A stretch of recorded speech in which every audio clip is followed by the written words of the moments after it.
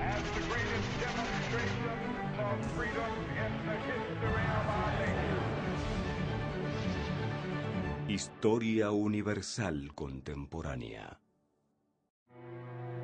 Los procesos históricos actuales en el entorno mundial.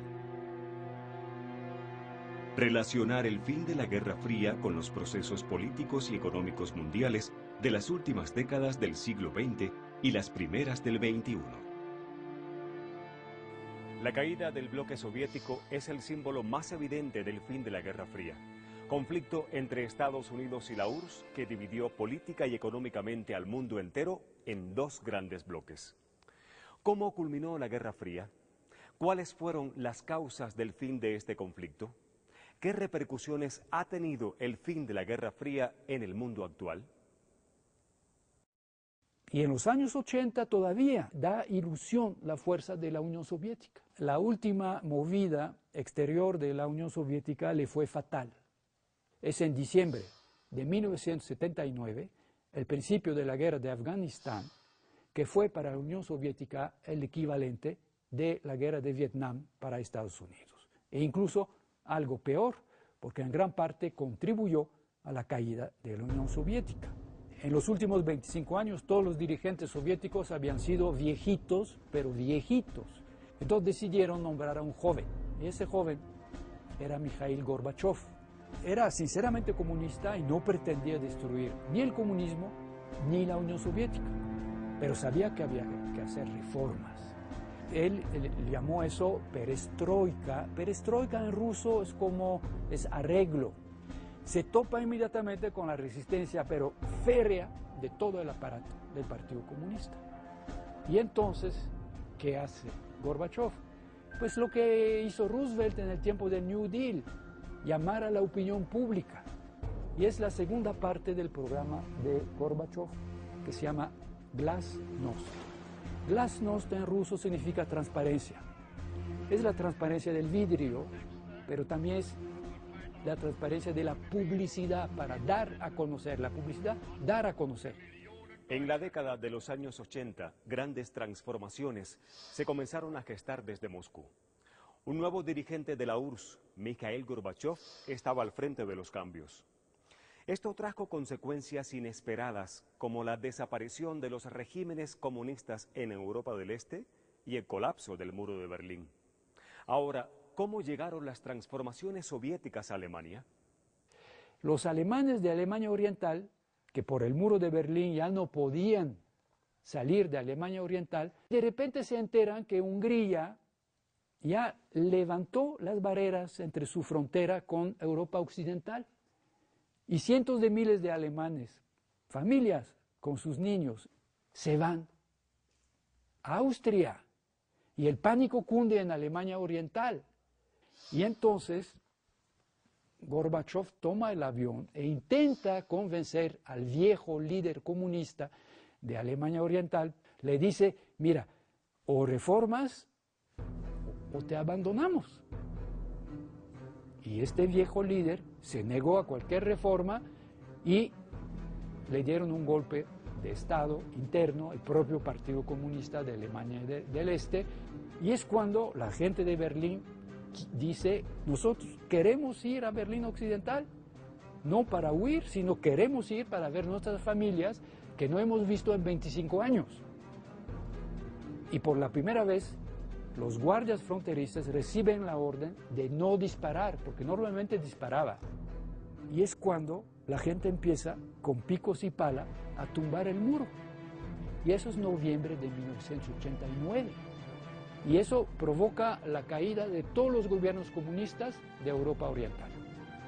Y podemos decir que la resaca 2 años después es la desaparición de la Unión Soviética. En ese sentido, la caída del muro de Berlín fue un acontecimiento muy importante. La caída del muro de Berlín y las reformas emprendidas por Mikhail Gorbachev significaron el fin de la Guerra Fría. ¿Qué consecuencias tuvo este evento? Los efectos más destacados fueron la unificación alemana, la crisis en los países del este, el descontento de la vieja guardia soviética y la presión del político radical Boris Yeltsin, lo que derivó en el desplome del régimen de partido único. Las negociaciones con Estados Unidos continuaron. Sin embargo, la popularidad de Gorbachov fue en declive debido al deterioro económico y la separación de Lituania, Estonia y Letonia en respuesta a la no intervención por parte del dirigente. Después de un intento fallido por instaurar un nuevo gobierno y crear una unión de países, las repúblicas que formaban parte de la Unión Soviética declararon su independencia. A finales de 1991, la URSS dejó de existir y con ello se disparó una inflación vertiginosa. El caso de Yugoslavia es un caso trágico, porque Yugoslavia como Estado era muy reciente. Esa Yugoslavia se forma con Serbia, Croacia y Eslovenia y Bosnia-Herzegovina, que eran parte del Imperio Austrohúngaro, con Macedonia y Kosovo, que eran parte del Imperio Otomano, y, para complicar todavía el asunto, una pequeña provincia llamada Vojvodina, poblada de húngaros. José Tito, croata, encabeza una resistencia militar muy exitosa, forma la guerra de guerrilla, pero que al final termina teniendo un verdadero ejército regular.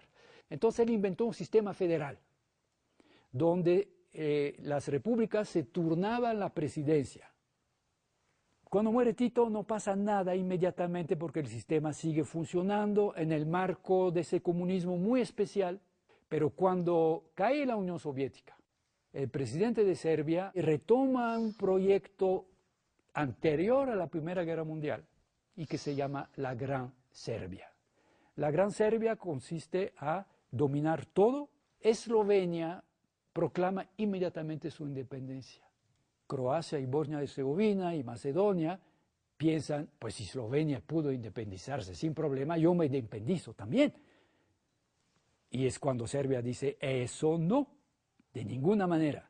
Y empieza una terrible guerra que va a durar 4 años y que terminará solamente con la intervención internacional guiada por los Estados Unidos. El fin de la Guerra Fría permitió que Estados Unidos pudiera actuar libremente en Medio Oriente, entre otras cosas, para evitar la conformación de un poder regional que controlara el petróleo y así asegurar su fácil acceso al oro negro. Esto ha causado en las últimas décadas graves conflictos bélicos en Medio Oriente, como la Primera Guerra del Golfo. La guerra del Golfo fue una guerra completamente desproporcionada. Irak quedó hecho pedazos. Estados Unidos aún así decidió no invadir por completo Irak, dejar a Saddam Hussein en el poder para que Saddam Hussein mantuviera el control sobre la población, tanto la población kurda en el norte como sobre la población chiita del sur de Irak. Estados Unidos y con las Naciones Unidas y con Gran Bretaña impusieron un régimen de sanciones para supuestamente obligar a Irak a eliminar todas sus armas de destrucción masiva, fueran armas químicas, biológicas, y el país sufrió gravísimamente de estas sanciones que eran sumamente estrictas. En ellas se experimentó con armas que no se habían utilizado en el pasado. Estados Unidos aprovechó la ocasión para utilizar armas que llamaban ellos inteligentes.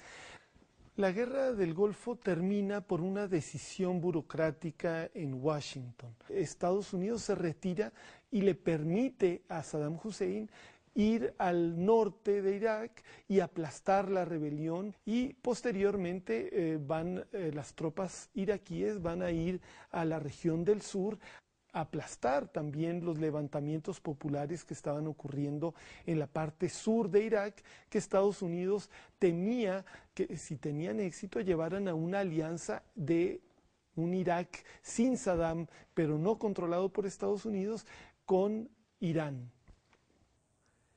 ¿Cuál fue la respuesta que dieron los extremistas islámicos a la intromisión de los Estados Unidos en los asuntos de Medio Oriente? El 11 de septiembre de 2001, 4 aviones de pasajeros fueron secuestrados con sus depósitos de combustible llenos.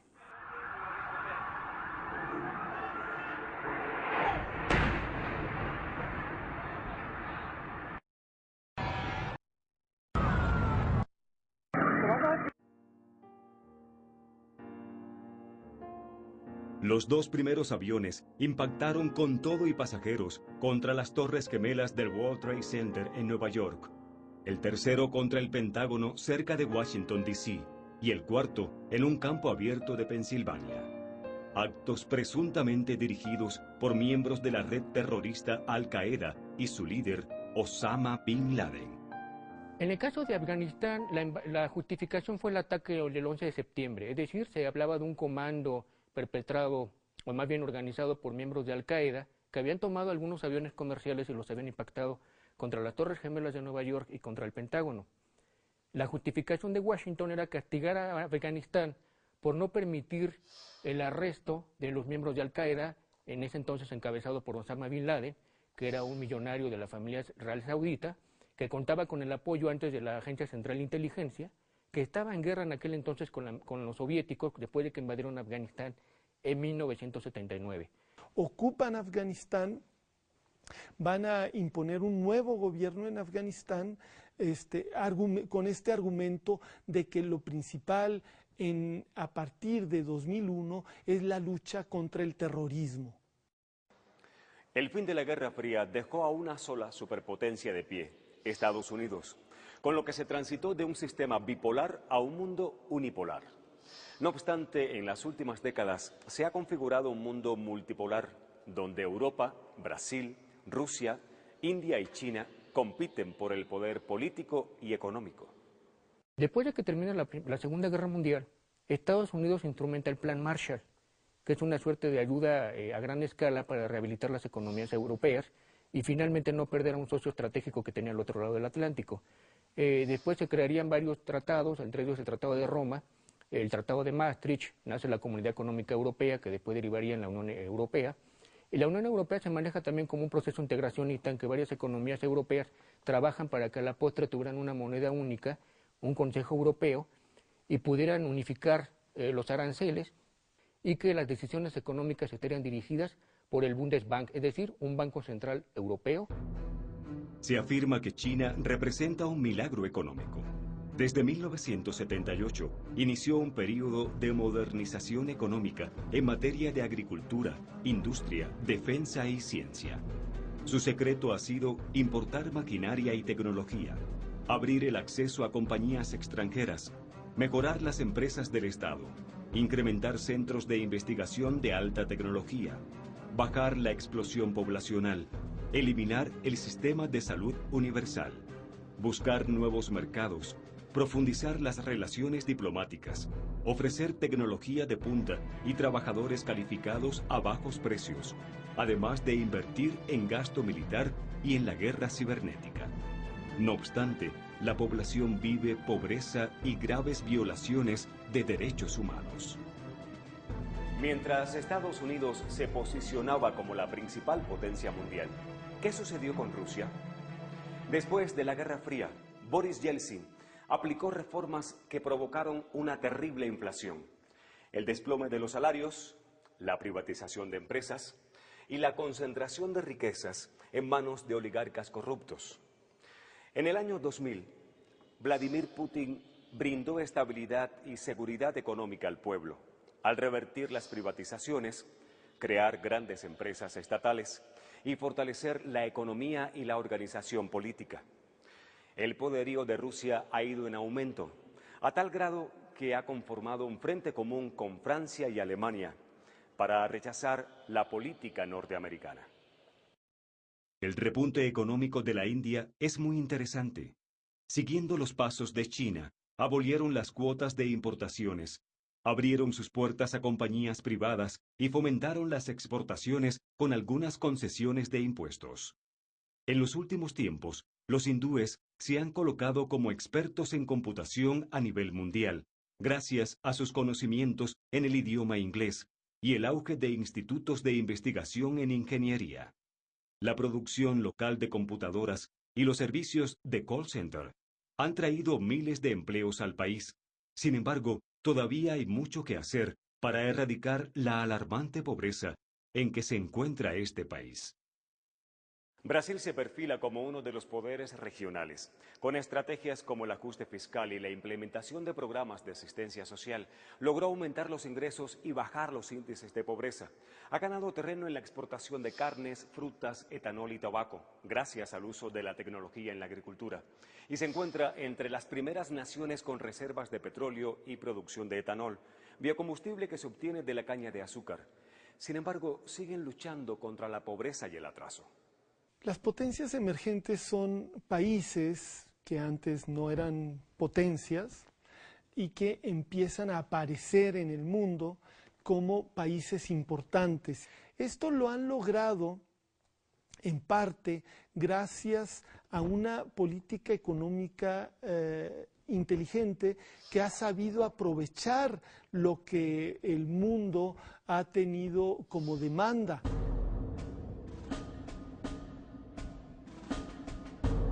México debería apostarle más a la diversificación, aportarle a tener contactos con otros países y no nada más hacia el comercio con los Estados Unidos. El futuro de México está en voltear a ver otros vecinos, ver los ejemplos de Brasil, India y China, que fortalecieron sus mercados internos, protegieron sus industrias y han creado industrias competitivas. Yo creo que debería voltear más hacia la cuenca del Pacífico, el Caribe, América Latina, de tal suerte que no resienta todos los efectos que luego le pasan a la economía norteamericana.